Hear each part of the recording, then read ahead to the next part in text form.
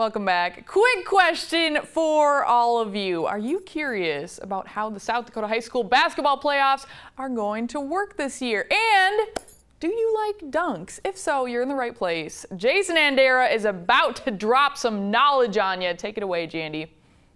You know what? That's an understatement, Kelly. You're going to get a lot of knowledge coming up here. We'll get to those dunks and how those playoffs work at the playoff picture in just a bit. But let's get started with a big Region 5 matchup on Tuesday night between the #1 team in Class B, the Bridgewater Emory Huskies, and Irene Wakanda, who was fighting to move up into their region. And you see Trey King get things started.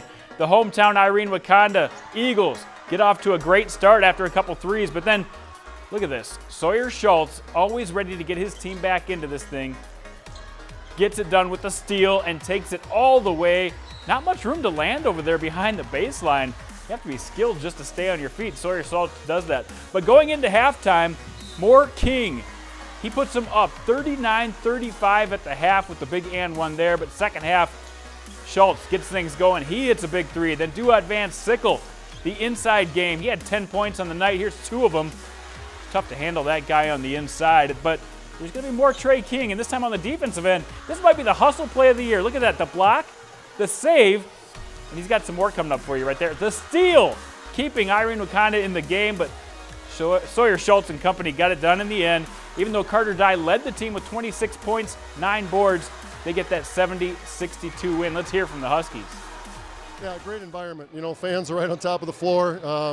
You know, it's nice and loud in here, hard to communicate with the kids. So yeah, great atmosphere. Tough place to play against a really good team. So we're real fortunate to come out with a win tonight. Definitely brings that hometown feel to it. You know, everyone's here, everyone's up and hyped up and stuff. Two good teams. They're a great team. They play at home court. They shoot lights out of their home court. They're a great team. They got Trey, Tate. They got some good role players. You know, and then we just came in and had to battle and do our best against the crowd. They surely helped them and it helped us because our crowd was here and supporting us too. Oh, it's pretty crazy, not gonna lie. Both teams were. That was a battle between both teams. They're both great teams, and the crowd was unreal. It was really fun to play with. Well, you know, when you look at the seeds and the power points as they are, they got a great record. So it's really important to win all your games, but it's really important to beat the teams like this. And we know they're gonna have a couple more wins in them this year, and we know going into the region that they're gonna be a tough team to handle. They are going to be a tough team to handle. And games like that bring me to this, the regional forecast. We're going to take a look at some of battles like that and how that will affect the new playoff format in South Dakota. A couple of regions we really have our eye on. Region 1, you have 7 teams above 500 up in the northeast part of the state.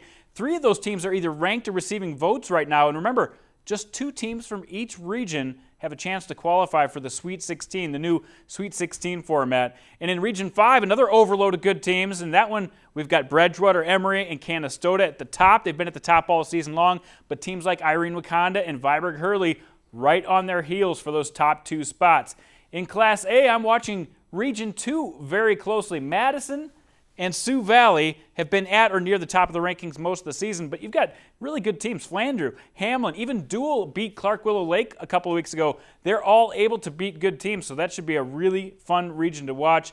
And down here in Region 4, we might have the best player in the state in A.J. Plitzowite out in Vermilion. He's going to have to fight to get into the Sweet 16 format because of Dakota Valley and T area in that region. And then out west, we've got kind of a strange sight out here in Region 8.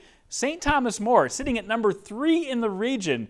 That would mean they would be on the outside looking in at the Sweet 16. It just doesn't sound right for all you South Dakota basketball fans who are used to having the Cavaliers go deep into the playoffs. They'd have to get past Hot Springs and or Rapid City Christian just to earn a spot in that top 16. In AA, no regions or districts. We move right into the Sweet 16. So if the playoffs started today, this is kind of what it would look like. It's some really interesting matchups across the board. Look at this 4-13 matchup, Lincoln and Watertown. This would be a rematch of a game that they played earlier in the season where Watertown came into Lincoln's gym and they upset the, at the time, #1 team, Sioux Falls Lincoln. They shot the lights out against Lincoln, and they have the potential to do that. So if a 13 could maybe upset a 4, it kind of tells you what could go on in the playoffs this year in the Sweet 16. It's going to be crazy. It's going to be crazy. All right, the 7-10 matchup and the 8-9 matchup are also teams that feature a couple of above 500 teams. So is that 5-12 matchup for that matter, where Sturgis is 11-4, yet they're the 12th seed. There are sure to be some upsets coming up in this round. I can't wait to see how this all plays out over the next week or so. It's going to be interesting to see exactly who plays who and who's going to get knocked out.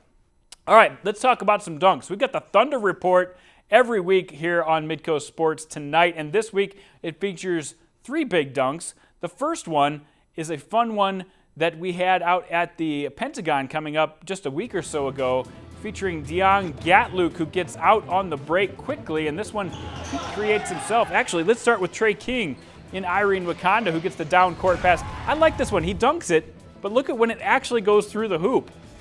The dunk and the hoop. I like that. Nice job, Trey. Here's Deong Gatluk, who gets out on the break, causing his own fast break, gets up and puts it down in a hurry. I think he should hang on the rim here a little bit for effect. Good job, Gatluk. And then the third one, you're going to have to take my credit. He did do this in live action, but we only have still photos from Jeremy Hoyek. We made a little GIF out of it for you. There's Matthew Morris going crazy against Mitchell back on the 9th. He's got plenty of dunks this year. I like dunks. That was fun. Back to you, Kelly. I like dunks too. That was really fun. All right, thanks, Jandy. Well, next on the show, Tom Neiman and Jandy are in studio for Water Cooler Talk to chat even more about the playoff scene this year in South Dakota high school hoops. Stick around.